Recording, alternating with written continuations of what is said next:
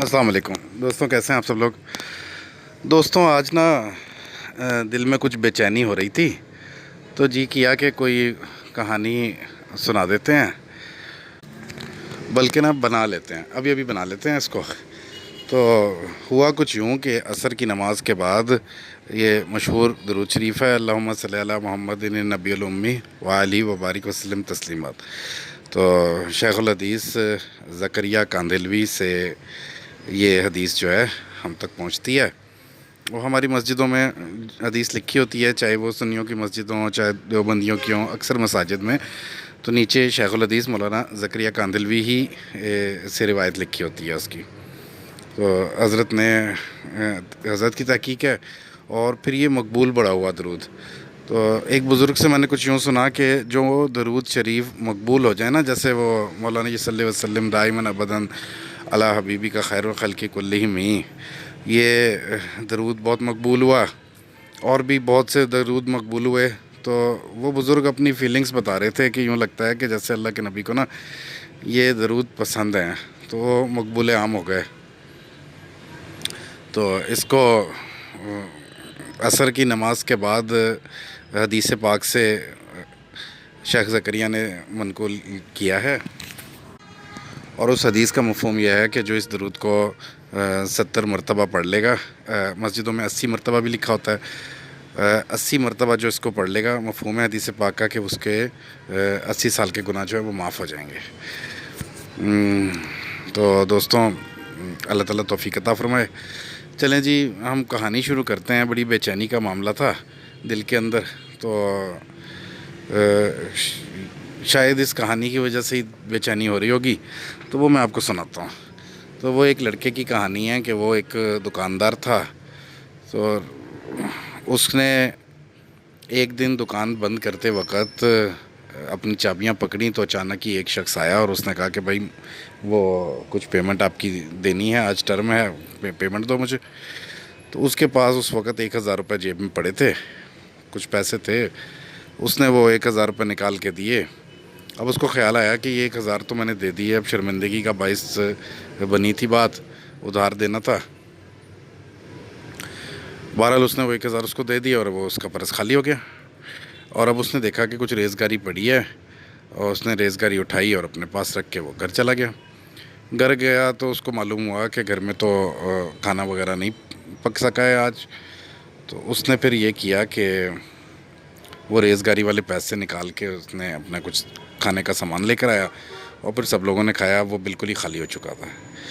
پھر اتفاق یہ ہوا کہ اگلے دن اس نے دوبارہ جب اپنے کام پر آیا، تو اب وہ بالکل خالی بیٹھا تھا، نہ کوئی کسٹمر تھا نہ کوئی گاہک تھا۔ وہ کافی پریشانی کی حالت میں بیٹھا کہ بھئی آج کا دن میں کیسے گزاروں گا۔ وہ ایک چھوٹا سا دکاندار تھا بیچارہ، تو بہت ہی فکر کے اندر وہ بیٹھا، لیکن پھر اس کو ایک آیت کریمہ یاد آئی، اور وہ آیت تھی لا تقنطوا من رحمت اللہ ان اللہ یغفر الذنوب جميعا ان اللہ علی کل شیء قدیر۔ تو اس کو وہ یاد کرنے لگا قرآن پاک کی آیت کو کہ اللہ پاک کی رحمت سے کبھی مایوس نہ ہو، وہ تمہارے سارے گناہ بخش دے گا، اور وہ ہر چیز پہ قادر ہے۔ بھئی یہی ابھی وہ تھوڑی دیر پڑھ رہا تھا کہ اچانک کیا ہوا کہ ایک شخص آیا، تو اس کو دیکھ کے وہ تھوڑا پریشان ہو گیا۔ اس نے کہا کہ یار میں تو ابھی دکان پہ آیا ہوں، اور یہ شخص ابھی صبح صبح کیسے آ گیا؟ اب وہ بھی ادھار لینے والا تھا۔ اس نے آ کے کہا کہ بھائی میرے اتنی رقم بقایا ہے، تو کچھ کرو اس کا۔ تو اس نے اپنی دراز کھولی اور دیکھا کہ پیسے تو کوئی بھی نہیں، اس کو پہلے بھی معلوم تھا، لیکن ایسے ہی غیر ارادی طور پر اس نے دراز کھول لی، لیکن بہرحال پیسے تو تھے نہیں۔ اب وہ ایک بار پھر شرمندگی کا معاملہ تھا، تو بہرحال وہ اپنی سیٹ سے اٹھا، اس نے کہا یار میں کچھ پتہ کرتا ہوں۔ وہ اپنے قریب کے ایک دکاندار کے پاس گیا، اس سے کہا کہ یار وہ ایک بندہ آیا ہے، اس کو ادھار دینے ہیں، تھوڑی دیر تک کوئی سیل وغیرہ ہوتی ہے تو میں دیتا ہوں آپ کو۔ تو وہ اس شخص نے، اس دکاندار نے بھی انکار کر دیا۔ اس نے کہا بھائی میں بھی فارغ بیٹھا ہوں، ابھی کوئی ہو نہیں سکتا۔ بہرحال وہ چلتا چلتا پھر ایک اور دوسرے دکاندار کے واقف کے پاس گیا، اس سے کہا کہ یار کچھ پیسے چاہیے تھے، وہ ادھار دینا ہے، تو تھوڑی دیر تک دے دیتا ہوں، لیکن بہرحال اس نے بھی انکار کر دیا۔ اب وہ واپس آیا اور اس شخص سے کہا کہ بھائی دیکھو اس ٹائم نا میرے پاس تو ابھی پیسے نہیں ہیں، تو مجھے تھوڑی مہلت اور دو۔ بہرحال وہ شخص بہت مجبور تھا، اس نے کہا کہ یار دیکھو اس وقت میں آیا ہوں، اب یہ بڑی پریشانی کا معاملہ ہے میرے ساتھ بھی، چلو انتظار کر لیتے ہیں۔ وہ آپس میں کچھ دوستانہ گفتگو بھی تھی دونوں کی، تو وہ بیٹھ کر کچھ باتیں کرنے لگے۔ اور دوست جو دکاندار تھا وہ بول نہیں پا رہا تھا زیادہ، کو اس کی حالت اندر سے وہی جانتا تھا کہ کیا ہے، کو بڑی پریشانی کے عالم میں اور تکلیف کے عالم میں وہ بیٹھا تھا، اور بڑی شرمندگی کی حالت میں بھی۔ تو باتوں کے دوران اس نے جو پیسے لینے آیا ہوا شخص تھا، جو اس کا ایک دوستانہ تعلق بھی رکھتا تھا شخص، تو اس سے کہا کہ یار مجھے نا ایک عجیب سا واقعہ ذہن میں آ رہا ہے، اچانک میرے ذہن میں ایک واقعہ آ گیا ہے۔ تو اس نے واقعہ کچھ یوں سنایا کہ ایک نا اللہ کے بڑے بزرگ تھے، تو ان کے گھر میں ایک دن فاقہ تھا، کھانے پینے کا کے لیے کچھ تھا نہیں۔ تو اچانک کیا ہوا کہ دروازے پہ دستک ہوئی، تو وہ حیران رہ گیا کہ اس کے شیخ صاحب، اس کے پیر صاحب جو ہیں وہ ملاقات کے لیے آئے تھے۔ تو اب یہ تھوڑا پریشان، خوش بھی ہوا اور پھر پریشان بھی ہوا کہ میں حضرت کے لیے کیا تواضع کروں گا ان کے لیے۔ تو حضرت آئے تو وہ مرید نے کہا کہ حضرت یہ گھر میں نا آج فاقہ ہے، صاف اپنے پیر صاحب کو ساری حقیقت جو ہے وہ کھول کے بتا دی کہ حضرت فاقہ ہے۔ تو وہ پیر صاحب تھے، وہ کہنے لگے کہ اچھا فاقہ ہے، آپ کا روزہ ہے تو پھر میرا بھی روزہ ہے۔ تو اب دونوں بیٹھ کر بات کر رہے تھے پیر مرید، تو اچانک یہ دروازے پہ پھر دستک ہوئی۔ تو دستک ہوئی، وہ گیا تو وہ حیران رہ گیا کہ کافی سالوں پہلے ایک شخص نا حضرت صاحب سے کچھ رقم ادھار لے کر گیا تھا۔ تو وہ کہنے لگا کہ حضرت یہ آپ سے کچھ رقم لی تھی، تو کافی عرصے سے کوشش کر رہا تھا واپس لوٹانے کی، تو وہ ہزاروں روپے تھے، تو وہ حضرت یہ قبول کر لیں۔ تو حضرت نے کہا کہ بھئی سہولت کے ساتھ آرام سے دے دیتے۔ تو اس نے کہا نہیں حضرت، میرے اوپر تو بڑا بوجھ تھا، آپ کے رقم لوٹانی تھی تو یہ لے لیں۔ تو وہ دے کر وہ شخص چلا گیا۔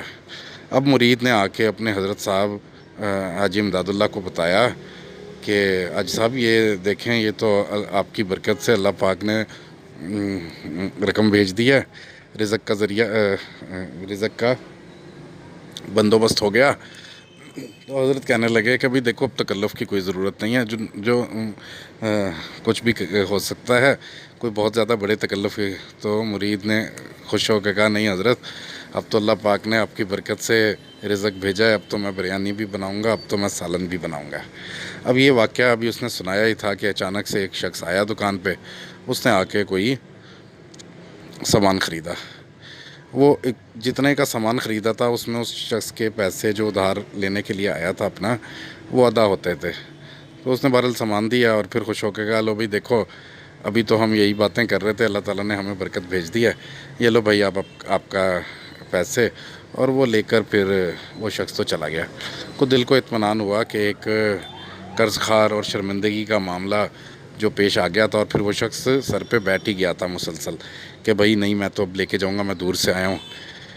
تو یہ کہہ کر وہ شرمندہ بھی کر رہا تھا بار بار۔ تو بہرحال پھر یہ ہوا کہ اب پیسے جو آئے تھے وہ تو اس نے اس شخص کو دے دیے۔ اب ایک نئی فکر اس کے دل میں پیدا ہوئی دکاندار کے کہ اب گھر میں کھانے کو تو کچھ ہے نہیں، آج کا دن گزارنا ہے، کیسے کھانے پینے کا بندوبست کروں گا۔ تو ابھی وہ یہی سوچ ہی رہا تھا کہ ایک بار پھر اس کے لا تقنطوا من رحمت اللہ کی آیت جو ہے وہ اس کے ذہن میں آئی اور اس نے وہ پڑھنا شروع کر دی۔ وہ یہ آیت کریمہ پڑھ ہی رہا تھا کہ اچانک سے پھر ایک اور گاہک آ گیا۔ اب کی بار جو گاہک آیا اس نے کوئی چند ہزار کا سامان خریدا، بڑا گاہک آیا، اس نے کچھ ہزار کا سامان خریدا اور وہ بھی تھوڑی دیر میں سامان لے کر چلا گیا۔ اس کے بعد پھر ایک تیسرا گاہک آیا اور اس نے آ کے بھی کچھ ہزاروں کا سامان خریدا۔ دکاندار جب دکان بند کرنے لگا تو وہ یہ سوچنے لگا کہ آج صبح کو میری کیا حالت تھی کہ میں بالکل ہی خالی تھا، میرے پاس کچھ بھی نہیں تھا، اور اب یہ ہزاروں روپے میرے جیب کے اندر ہیں۔ تو وہ خود حیران ہو رہا تھا کہ یہ آج میرے ساتھ کیا ہوا ہے۔ تو دوستوں کہانی تو ختم ہو گئی ہے، لیکن میں بابا فرید صاحب کے نا ایک شعر سے اپنی بات کو ختم کروں گا. نہ مار سونا نہ کر نکھیڑے ایک وار لنگیا ساڈے تو ویڑے. السلام علیکم دوستوں.